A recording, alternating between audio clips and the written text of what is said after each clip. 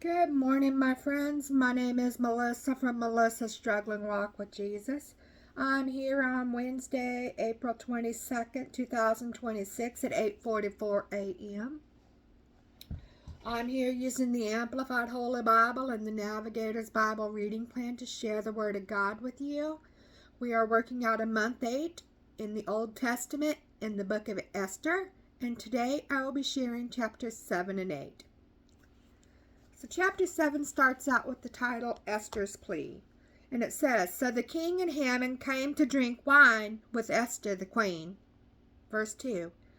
And the king said to Esther on the second day also, as they drank their wine, What is your petition, Queen Esther? It shall be granted to you. And what is your request? Even to half of the kingdom it shall be done. Verse 3. Then Queen Esther replied, If I have found favor in your sight, O king, and if it pleases the king, let my life be spared as my petition, and my people be spared as my request. 4. For we have been sold, I and my people, to be destroyed, killed, and wiped out of existence. Now if we had only been sold as slaves, men and women, I would have remained silent. For our hardship would not be sufficient to burden the king by even mentioning it. 5. Then King Xerxes asked Queen Esther, Who is he and where is he? Who dares to do such a thing? 6.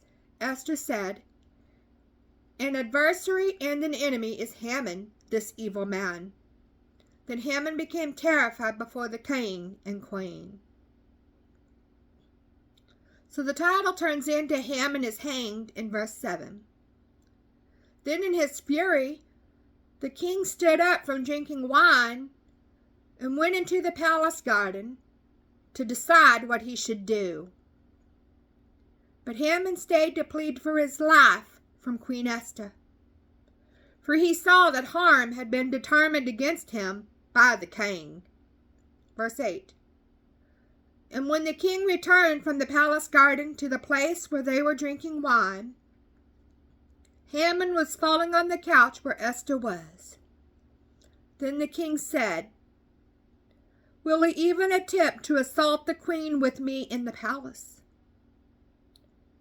As the king spoke those words, the servants covered Haman's face in preparation for execution.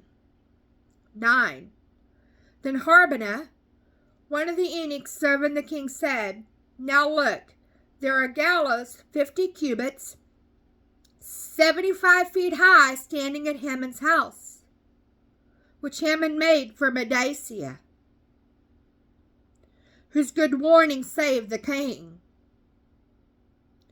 And the king said, Hang him on it. 10. So they hanged Haman on the gallows that he had prepared for Mordecai. And then the king's anger subsided. We're going to move on to Esther chapter 8, and it says Mordecai is promoted. So on that day, King Xerxes gave the house of Haman, the enemy of the Jews, to Queen Esther. And Mordecai came before the king because Esther had disclosed what relation he was to her. Verse 2.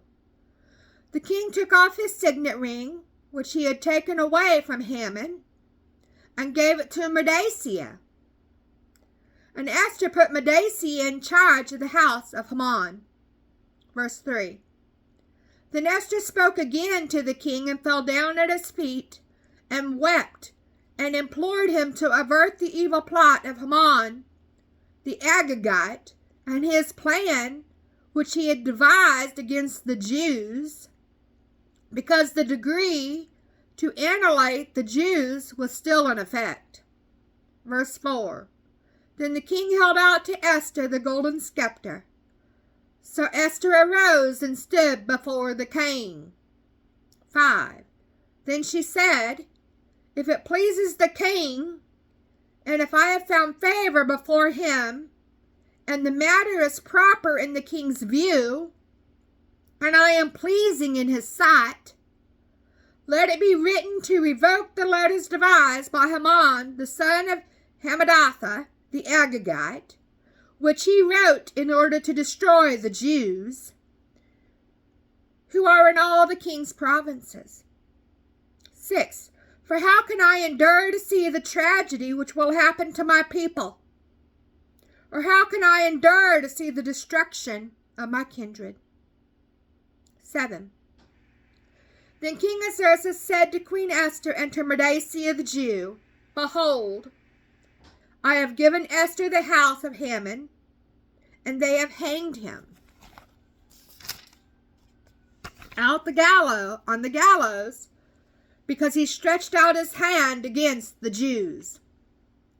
So the title turns into the king's decree avenges the Jews in verse 8. Also, concerning the Jews, write as you see fit in the king's name, and seal it with the king's signet ring, for a decree which is written in the king's name and sealed with the king's signet ring may not be revoked. 9.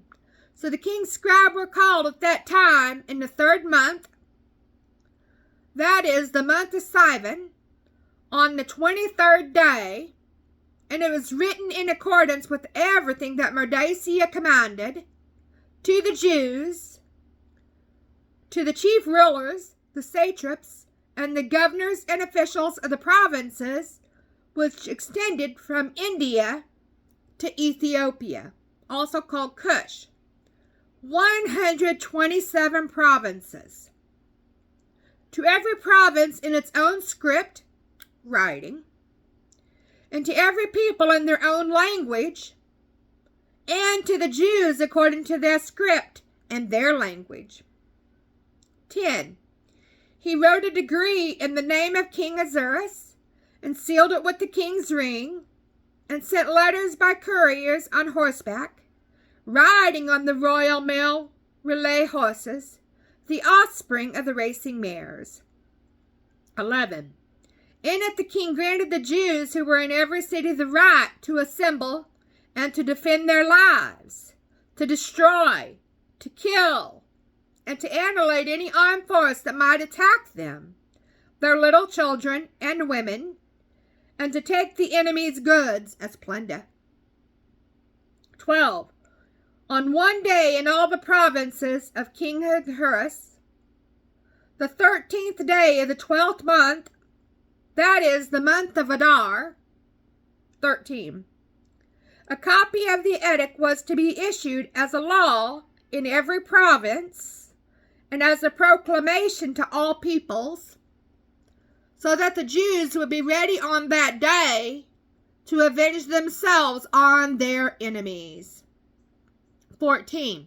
So the couriers, who were mounted on the royal relay horses, left quickly, urged on by the king's command, and the decree was issued at the citadel in Susa, the capital. 15. Then Mordecai departed from the presence of the king in royal apparel of blue and white, with a large crown of gold, and with a robe of fine linen and purple wool. And the city of Susa shouted and rejoiced. 16. For at this time the Jews had light, a dawn and new hope, and gladness and joy and honor. 17.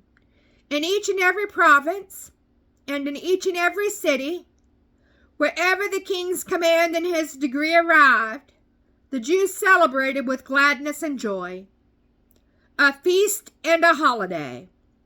And many among the peoples of the land became Jews, for the fear of the Jews and their God had fallen on them.